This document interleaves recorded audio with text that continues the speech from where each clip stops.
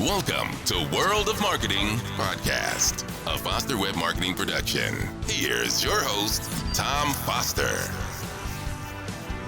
Hey everybody, it's Tom Foster on the World of Marketing, and I am super excited because I've got a special guest, my good buddy, Ty Crandall. What's up, buddy? Thanks for having me here. You know it. Well, thank you for coming because you're like the big man. Hold on, I have to hide my self-view. Otherwise, I look at myself. It was very distracting because I need to be focused right on you. Well, you know, Right? all the science says that the majority of time you are looking at yourself in these things. You're not looking at the other person. I know, but you've got like a little button. I don't know if everybody knows this, but there's a little button on the right side where in your own screen, right next to mute, where if you drop down, it says hide self-view. So you can take that off. So you're only looking at, like you're as if you're doing a telecom. Anyway, whatever. Ty Crandall, thank you so much for coming. Ty Crandall is a good buddy of mine. God, how long have we been hanging out? How many years now? 6, 7, 8 Yeah. years, somewhere around there, maybe. And we met through our mutual friend, Dave Fries, who, and we're both members and overlords or whatever, high-ranking members of Business Black Ops, a high-end mastermind run by Dave Fries. That's where we met. And also Dave Fries is on your board, right? He's at your Yeah, he company, is. Credit Suite, right? He's a mentor of mine, and he's helped a lot to keep me on the straight and narrow as we've built this thing. So, Ty, you're the CEO, owner of Credit Suite. Tell everybody a little bit about what Credit Suite is and does.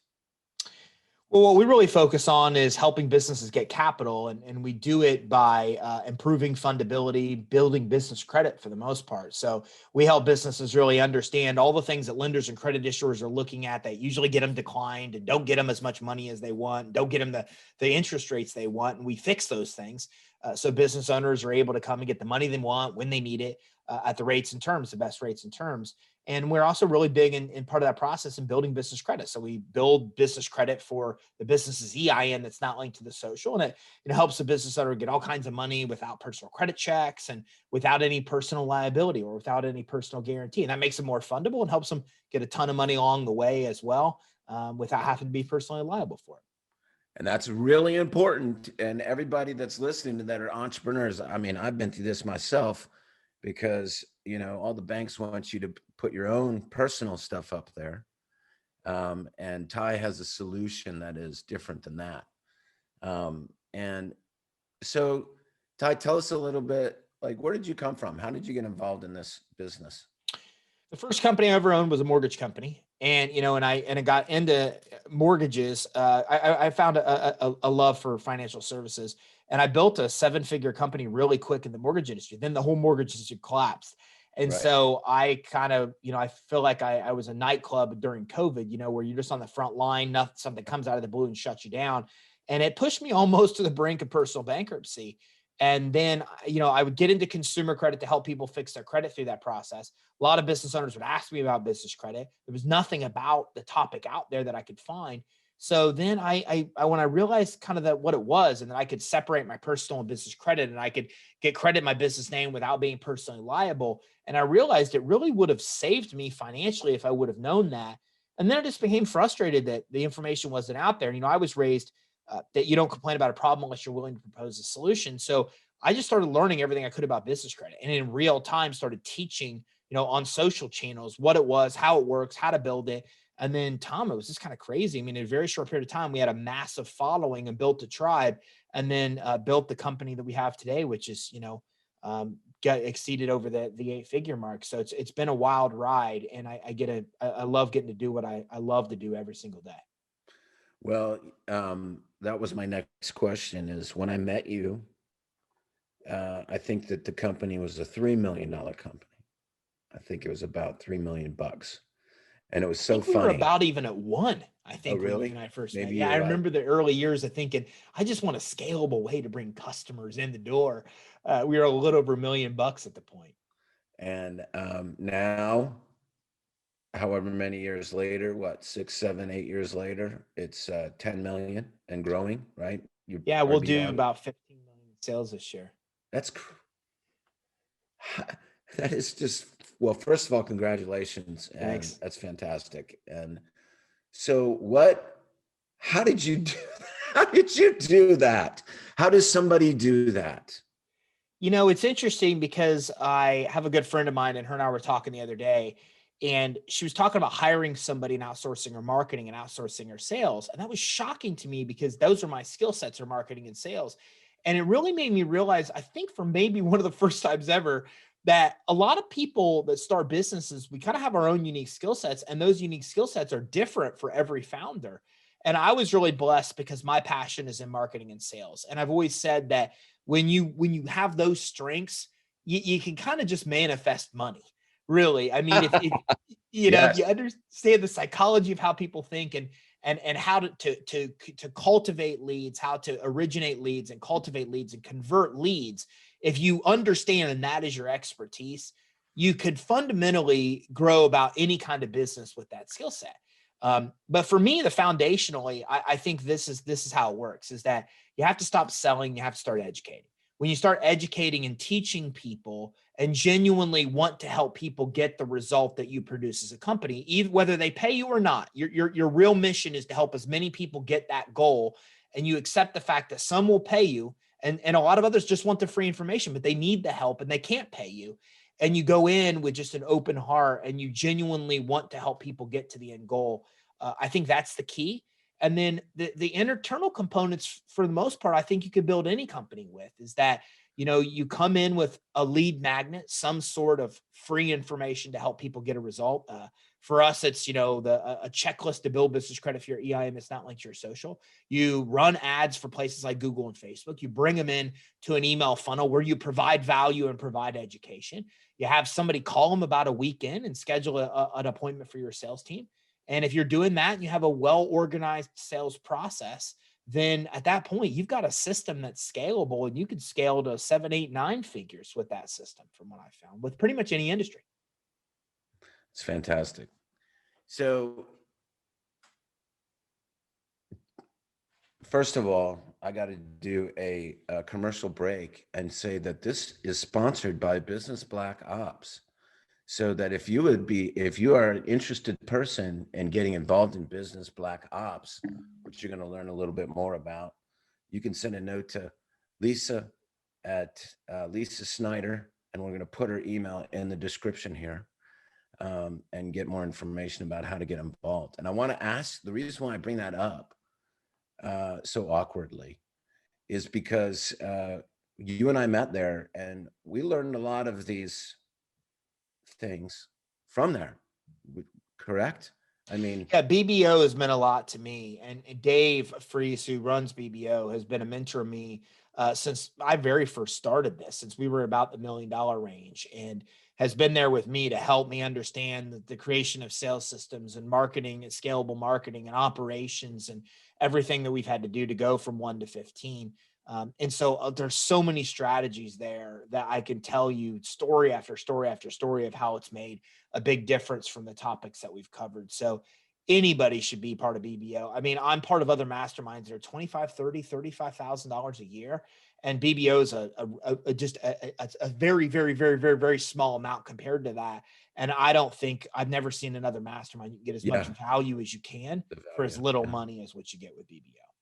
And it's only for certain people. He only lets certain people in, so we're lucky to be in there. Yeah, because we've got a tight group, and those of us, I rarely are you in a mastermind where every person you really love, like you Right. genuinely want to hang out with every person, and we have that. And I think so many people there are scared that outsiders are going to come in and ruin that balance that we've come to know and love. Well, one of the things that, Dave absolutely adores you and is blown away by the way that you've been able to implement everything. You know, it's one thing to go and, you know, as you know, a lot of people do this. They go to these masterminds, they go to these marketing events, and then they read the book and they're like, oh, now I know how to do this. But then they don't do it. And you are the master of getting stuff done. And that leads me to my next question, which is, I'm interested to know, I know some of your secrets, but if you could like maybe share some of your secrets of like being so proficient every day, like, you maybe give the people that are listening some advice about how you do it, Ty, because, you're a busy guy, you got a lot going on, but, you're always like moving and grooving. So tell us a little bit about how you just do it and how you look like you're 20 years old doing it. Okay. So you got to Well, explain all I that to us. found that, the key to all of this as entrepreneurship is that you have strengths and you have weaknesses. You need to get really smart on what your strengths are and really smart about what your weaknesses are. When you understand what your weaknesses are, you need to bring somebody else on board or some other way to Amen. compensate. Amen. You have your Buster, I have my Megan. So we figured out how to bring somebody else in our organization that we really know, like, and trust, and then have them handle the role that we don't. I wouldn't be here without Megan. You wouldn't be there without Buster. No way. Yeah. It's just the way that it is. So I think you first have to do that. You have to find somebody to offset your weaknesses. In my world, I'm very blessed because my strength is implementation. I'm really, really good at massive action and implementation. That's something in an area a lot of other people struggle with. But I think the easiest ways to do that is to have a to-do list. When I start a week, I have my to-do list. I know exactly what I'm going to do that week. I know the biggest rocks I'm going to move every day. So every day I come in and I say, what is a win going to look like for me today? If I could get this 1, 2, or 3 things done, that's a huge win for me today. That is going to be major success. And that is my life, is getting that 1, 2, 3 things done. I think as entrepreneurs, we do a lot of easy, basic things just to make us feel like we got some things done. Sometimes you have to sprinkle in some easy wins. But I think the biggest thing is to know what you're doing every week. When you start your day, you should know what you're trying to tackle that day. You should think through it. What's today going to look like if it's successful? What are the things I'm going to get done? And in between these fires that we're putting out and this craziness that we live as entrepreneurs, you got to focus on getting those things done. And I think if you could just do that, as well as find somebody that can offset your weaknesses, I really think those are some of the important keys to success. If you could go back 20 years to Ty Crandall 20 years ago, what advice would you give yourself? 20 years ago, let me see. I would definitely say to buy Apple stock and Tesla stock. I know those would be on my list of things to do. Outside of that, I don't really know. It's been an interesting world because the mistakes I've made, I would want to make again. I would want to Yeah. make those as the same thing. I wouldn't want too much to change from now until then. I think the only advice I would pretty much give myself would be enjoy the ride. Enjoy the Yeah. ride. I mean, I know it's not really actionable advice, but I think that in order to get to where we are, you really have to have those struggles. You have to fail. You have to not know what you're doing and be scared because you don't know what you're doing, and be desperate to go out and get the information that you need to be able to succeed. You have to feel like your back's against the wall. You have to lose it all. You have to have the things that so many of us are exposed to, the love and loss, and all the way through our lives. I just think, even though it's bad in the moment, I think you have to live those experiences in order to get to Agreed. the other side, It's funny because I tell the story, and I don't know if I've ever told you this story, but back years and years ago when I was in the software business, back when there was a software business, my boss was going off to start another company, and we were flying across the country in the back, and we were in the back of this 757 going to San Francisco, and he pulls out this business plan, and he shows it to me, and he goes, "We want you to be the VP of sales.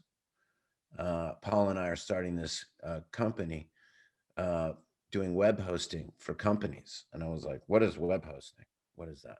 I've never heard of that before."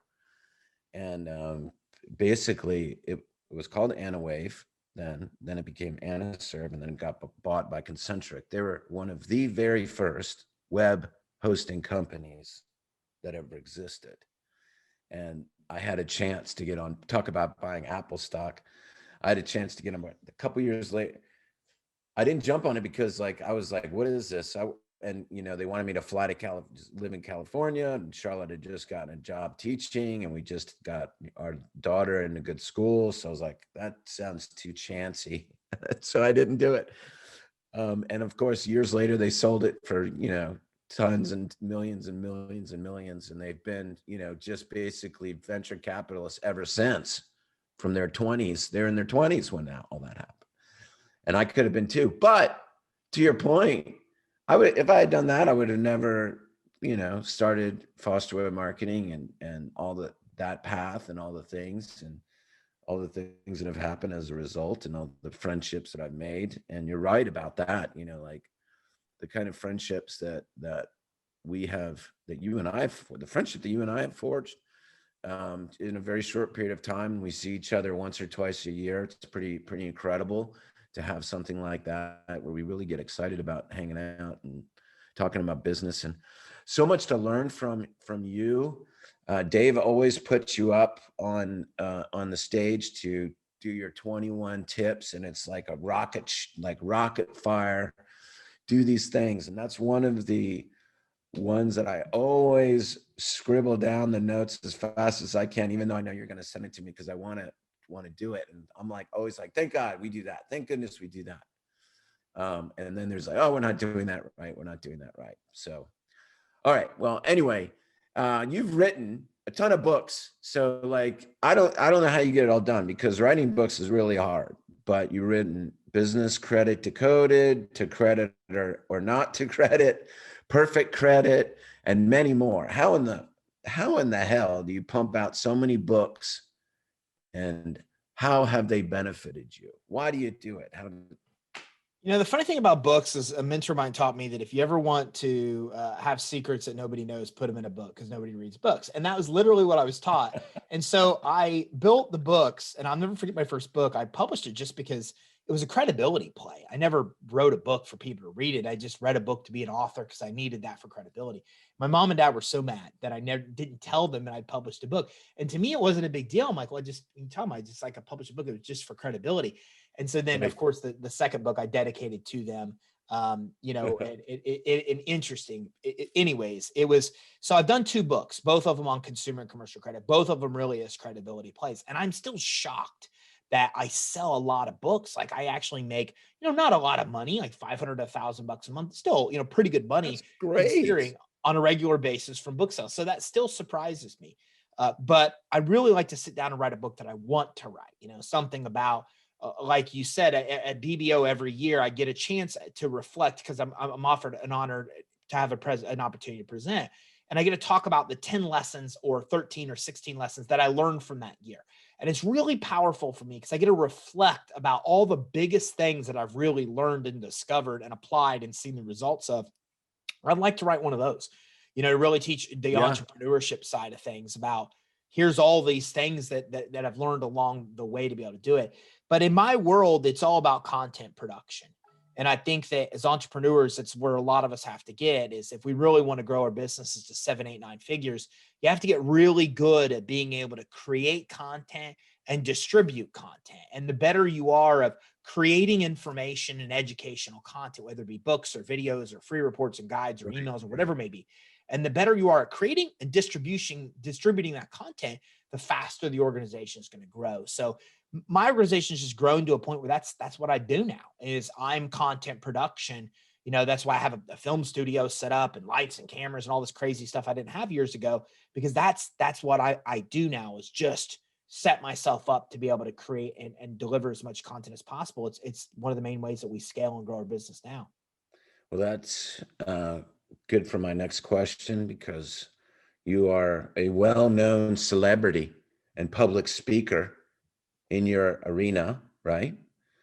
So what do you do to prep yourself? What do you get nervous? Or are you very comfortable going out there and speaking, and is it a big deal to you? Or so for me, I'm speaking is very natural to me. I took speech classes in high school and in college, and that's my comfort zone. And again, I kind of forget that for other people, that's so uncomfortable and a scary thing for them. But as comfortable as I am, it really is. A lot of people, it's overwhelmed to a point of fear. I was wondering about that, because some people are you see them speak and you're like, wow, that was really good. And then they're like, wow, I was so nervous. And I was like, what? How? You didn't seem nervous at all. So I was curious if you were nervous, because you do a great job, and It you're very depends, I think, on the comfortable. circumstance. I don't take stages where I present in front of groups where I'm not nervous. Even today, I know my content inside and out. I don't need slide. I mean, memorize it all memorized. Right. But even then, when I take stages and the larger the group I'm speaking to, I still get a little unnerved. I still get nervous. And maybe if I did the same thing every time, I wouldn't be that. But I always try to change it up and make it different, et cetera. But then if I'm speaking to smaller groups, like our group at BBO, I don't get nervous. Those are my friends, you know, so I Right. don't feel like I'm going to be as harshly judged. I don't have that fear of a failure that I have in some of the other circumstances. So I think it depends on the size. Like virtual stages and my groups and my masterminds and stuff, I don't get nervous. It just does not make me nervous at all. But larger groups that are unfamiliar with me, I'm unfamiliar with them. I still get nervous as I take those stages. I think that you've gone up at every Business Black Ops in the recent years. I have never once been asked to present at a Business Black Ops, and you're like a 5 time or something. I'm gonna have to complain to Yeah, management. you gotta talk to Dave about that. In my world, one of the things that Wyman says to me, the other Dave in our BBO, is Yeah. they just really appreciate that I implement what they teach. And I think that Totally. that's what I've come to realize is why they've chosen me to be up there and speak, is because, you know, I come in, I go to BBO, I get their lessons, I apply their lessons, you Yeah. see substantial growth in the organization. Then I'm able to stand up there every year and say, here's the lessons I've learned. A lot of these are from last year, as you saw. I implemented them. Here was the result. Here was the growth. And so for them, it's a perfect almost case study of testimonials of what happens when you implement a lot of the tactics they have. And you know, you get it, Tom. If you're in their world, you're beating your head against the wall because so many people in there aren't implementing the stuff that they're learning from the group. It's so frustrating to them in any mastermind when that's the case.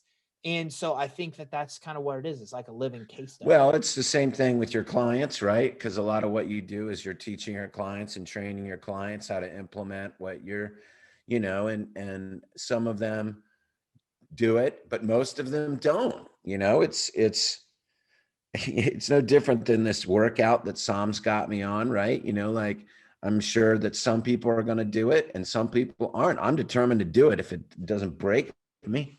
Yeah. But it's same with my clients. We're coaching our clients on how to do what they need to do, and some are going to do it and they're successful, and some aren't. And that's kind of the frustrating part of it when you say it's the hardest part about what we do. right. I mean, statistically, people feel it's interesting because people feel the areas of their brain light up just because they buy a book. They don't even read it. And so that's why so many people buy books and they never even actually read and implement any of the knowledge in there, because they feel good just getting the thing without even, implementing or taking action. Right. I'm not working. Yeah, they feel like they've done the job because they bought the feel program. like they're still satisfied, the same satisfaction if they got the result, not even getting the result, but just buying the thing that could get them the result. It's right. Or they go to a conference every year, sit there for 3 days, take 1 million notes, and not implement a damn thing. Right. Well, and that's the thing. We go to traffic and conversion, like which I think you've been to as well. And Dave has a session every traffic and conversion that at the end of it, he gets a small group together, and the whole session is just about implementation. It's just about what you're going to implement in what order. That seems absurd to me. Like that's what I call my plane ride home. Like I get all my notes. Like I don't need a 2-day training session, but for other people, they really need that. For me, it's like, here's all my notes. And then it's a prioritization of a to-do list of things to do that will have the biggest impact. But you're right. It's just, that's something a lot of people struggle with, is they feel satisfied that they got the knowledge without implementing the knowledge. That's absurd to me. The implementation of the knowledge is what gives me satisfaction. And so don't you offer one-on-one coaching to certain people as well, Ty? Very, very, very, very, very, very, very small. I don't believe in selling time for money. That's something I'm really against. But in a very small world, I'll have at any given time 2 or 3 people that I'll coach just because I really love them and I'm interested in them and I'm interested in their business. and I really know what I can do makes an impact. And one of the guys I just met with earlier today, and he's a perfect example. He went from, last year, in 1 year, he went from 20,000 a month to 133,000 a month is where we ended up 10 months later as a result of that. So that makes me feel good that I can take what I've learned and help other people do it. But I've learned that it's got to be the exact right fit, which is somebody that's willing to implement, that's going to dedicate the time to implement, where I can really provide value. So I do it, and I don't really promote it because, like I said, at any given time, I might have 2 or 3 people. So nobody's allowed. So I just promoted it for nothing because the door. No, I appreciate it. The door's closed, everyone. Knock. He might open it. Okay, so now is the time, Ty Crandall, for our signature question. Okay, I love it. So 2 questions. One, the signature question can't be 2 questions. It's signature question. It's got 2 parts. It's a 2-part question. Okay, 2-part. That makes sense. I got it. Questions are never ending. So what is the dumbest, you could tell these in any order. What's the best marketing campaign, most successful thing that you've ever done? And what's the dumbest, worst campaign that you've ever done? Well, the best we've ever done is how to build business credit for your EIN that's not linked to your social. And here, I want to tell you an interesting story about that, because this goes back to BBO. BBO, one of the lessons was 80-20 rule, the Pareto principle, which a lot of people should know, or if not, you should know that. And on the way home, David gave us Perry Marshall's book, 80-20 Sales Marketing. And so I read that book. That book changed my life. And I went home and 80-20'd a lot of things. And one of the first things I 80-20'd was our YouTube channel. I looked at all the videos and saw how many views were coming from what webinars we'd done, et cetera. And I found one webinar that was just significantly more than everything else. It was how to build business credit for your EIN that's not linked to your social. And so from that, I thought, wow, what if we put a guide about this and run Facebook ads to it? So today I can tell you, no exaggeration, that we've generated probably 1.5 to 2 million leads from that one guide, that one campaign. It's that theme is a theme that we carry into landing pages and webinars and everything. Just doing that 80-20, realizing our traffic was coming from that. And so that's been by far our most successful campaign we've ever done as a result. Now, using the same strategy, we now have credit lines, 17 credit lines you can get now. And that was, again, one of those home run hits we found on YouTube. We did a guide, we built campaigns, and now that one outperforms the other. So I tell you that in depth because there's something to be said about 80-20, looking at your webinar attendees, your YouTube views, whatever it is that you're putting. Looking at your content views, looking at your video views, looking at your YouTube, like we do the same thing. And that's great advice. Yep. See what really sticks out and then build a whole campaign around that thing. Right. We've done that with multiple different campaigns and made them by far. I mean, they are 98% of all success of marketing we've done falls into those buckets. The worst, I think, would just be on, we do a lot with funding as well. So when we went after customers direct to just say, hey, we can help you get funding, come to our landing page, fill out like a few pieces of information, and we can tell you what kind of loans you could get, that failed for us miserably. When we got off our model of giving out free information, giving out value, giving out free content, getting them into a funnel and converting them, when we got away from that model, we just said, hey, you want the thing is a loan, come to us to get the thing, answer a few questions, and we'll help you get the thing. That was a massive failure. Matter of fact, it was so much of a failure that Facebook shut our ads down because I don't know if it was complaints or whatever, but so that was our biggest failure. And we've never went back to any other model of giving out information to be able to build value and get them into a funnel after. That's cool. Well, Ty Crandall, thank you for sharing that with us, and thank you for your time today. I know you're a busy guy, but my buddy, it's great to see you. I hope to see you. Thanks for having me on. In person. What's that? I said, thanks for having me on. And I'm looking forward to your new office because I'm going to go fly up there. You told me, I think you told me you were going to get me a private jet. I remember hearing that. Yes. And then I think you said there's some kind of limousine that was going to come. Yeah, the limo. That's what we do at FWM, man. We private jet. We fly people in, a limo to the office, set you up, I'll definitely see you more than twice a year if that's the kind of treatment you're getting up You come in, you get a mani-pedi right away. You put on your slippers and your and we have a sauna. No, I'm just kidding. Listen to cool Maybe you never know. I mean, it's got to warm up there before I'll make it. Yeah, up I know. You're not coming up here in your little shorts and your checkered Vans. Okay. No, not this time of year. So when it warms up in a few months. 60 degrees today, although it is absolutely fantastic today and yesterday. So I don't know what's going on, but brother, great to see you. Thank you so much, Ty Crandall. Hang on for a minute. All right, everybody. This is Tom Foster and my buddy Ty Crandall of Credit Suite, the man that built a 10 million plus company in less than 10 years. I suggest that you reach out to him. How does somebody get in touch with you, Ty? We've got a great guide on building business credit at creditsuite.com/EIN. That's creditsuite.com/EIN. If somebody goes and grabs that guide, they get into our ecosystem that way. Okay. And a lot of cool education along the way. There you go. And once again, this was sponsored by our good buddy, Dave Fries at Business Black Ops. And so if you're interested in getting involved in a great mastermind where you're going to learn from guys like Ty Crandall, who I can tell you has changed my business dramatically over the years. So if you want more information about that, Lisa Snyder is the person to get a hold of. We'll put information down below. All right, everybody. Tom Foster, World of Marketing. Ty Crandall. Take it easy, pal. Bye, everybody. Bye, everybody.